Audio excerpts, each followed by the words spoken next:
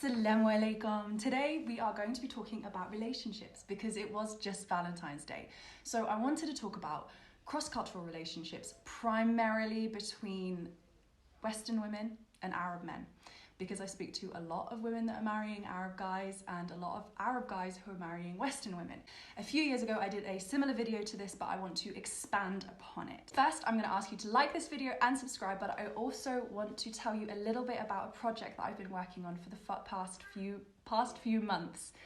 So I have created a Jordanian Arabic language course that is taught online over Zoom.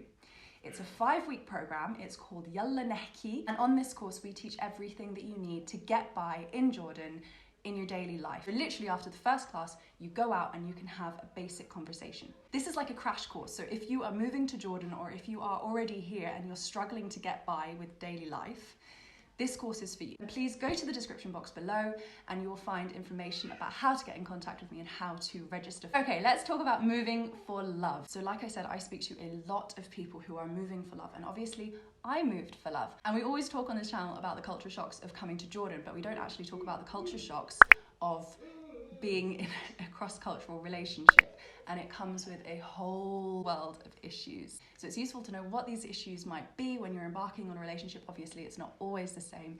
Obviously, not everything that I'm going to mention applies to every couple, but these things happen to be very common. Number one is the language barrier. I wanted to start with this one because it is the most obvious one. A lot of communication happens non-verbally, and I think that a bulk of the relationship, when you first meet someone, the first couple of years of your relationship, a lot of what happens is non-verbal. And you know, you might have a language barrier, but you feel like it doesn't matter because you kind of like, you can communicate despite your language barrier. You've never seen it as a problem and things because you're on the same wavelength, because you think in the same ways, and that's fantastic, and that's, you know, like the basis of the relationship.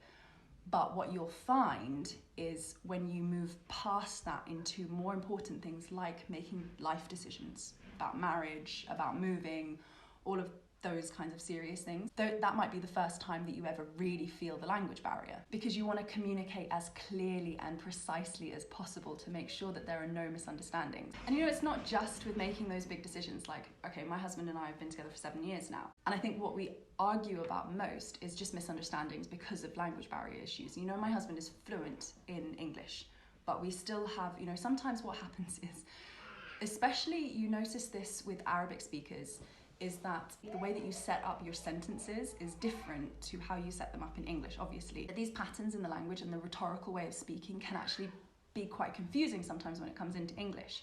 So I often find that we have these silly misunderstandings because you know, a question was put in the wrong place in the sentence and things like that. But anyway, the most important thing that I want to say on this subject is that when you're in a relationship and you're meeting it with a second or third language, it's really important that you always err on the side of doubt. Like, they probably don't mean what they just said, or they probably don't mean how it just sounded.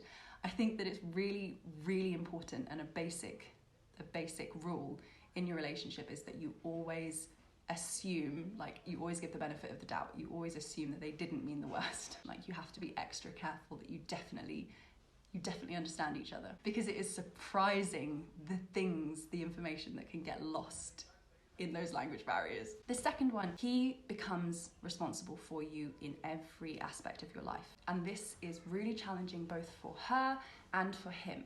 I was extremely independent before I came to Jordan. I was independent from a very young age. I worked, you know, I had my own job, I had my own car, I had my own life separate from my family, which is very normal. That's a whole other thing as well. Very much used to going out and doing things by myself on my own terms. And then I came to Jordan and I was suddenly a dependent, not just financially, but in every aspect of life. And that was a huge pressure that was put on both of us. So for me, I felt like my wings had been cut. I felt like I didn't know how to do anything. Like, even basic things like going to the shop was suddenly difficult. You know, and I had to ask my husband to do everything for me. He wasn't used to this. He was like, wait, I ordered a wife, I didn't order a baby. Let's send her back. I'm joking, don't take that seriously. So he becomes responsible for you with all your bureaucratic things, getting your iqama, which is your residency, getting your phone credit, buying your shopping, everything. So the most important thing for you, if you are moving to a different country for love, wherever you are in the world, you have to immediately establish some level of independence. So if that means finding out what the best apps are for ordering food, if you don't feel comfortable to go to the shops, get the apps for ordering food. Find out how you top up your own credit. Learn the specific vocabulary that you need to do specific tasks.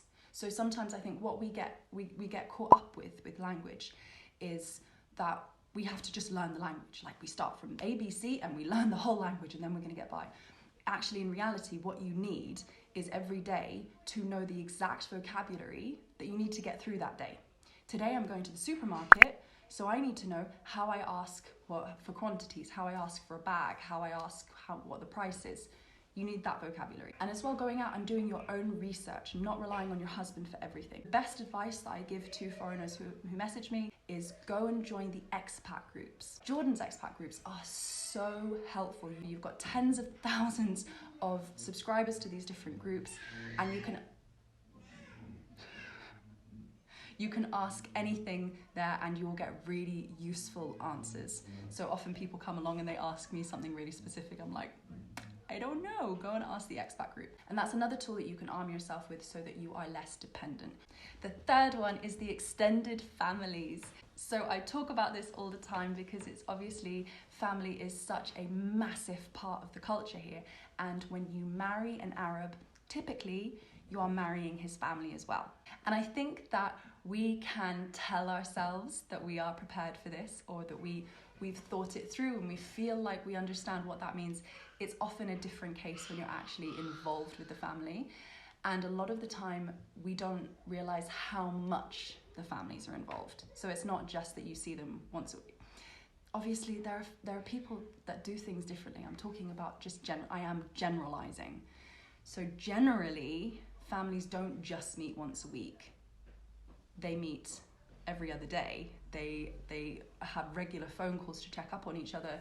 Any problems they have, they tell each other about it. They try and help each other through, whatever issue they might be having. They're very, very involved with each other, and that can be a bit of a shock for Western ladies like myself who aren't used to a close family unit, who are used to going out and doing things on their own. So obviously you need to establish boundaries very early on, and it's easy I think as well, it's a British thing. A lot of the British ladies that I speak to have the same issues as me, where we are generally as a society raised to be as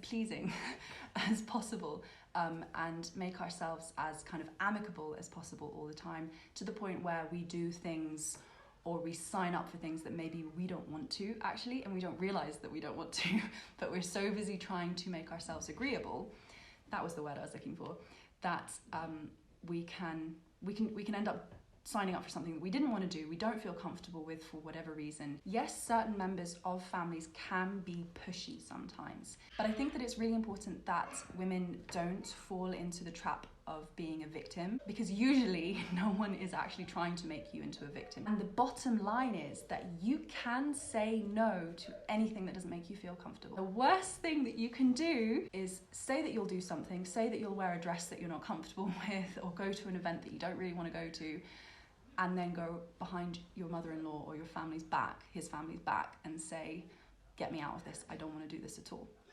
It puts your husband in the worst position, and it totally betrays any kind of relationship that you may have built with your family. They'll look at you like, why didn't she just say no in the beginning? Like, why would she go behind our backs like that? We can't trust her. So you have to be brave, and you have to be assertive and say if you really don't want to do something. But you also can't say no to everything. You have to make compromises sometimes, and you have to show willing. So when you do turn up to that event that you didn't really want to go to, you have to give it your all. You can't just sit around there sulking that you don't really want to be there, and they're forcing you and they're making me do this and my life is miserable and all this stuff.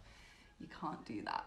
You have to put your best foot forward, and you have to find the balance of how many events and how many visits you have to do to keep people happy without making yourself unhappy.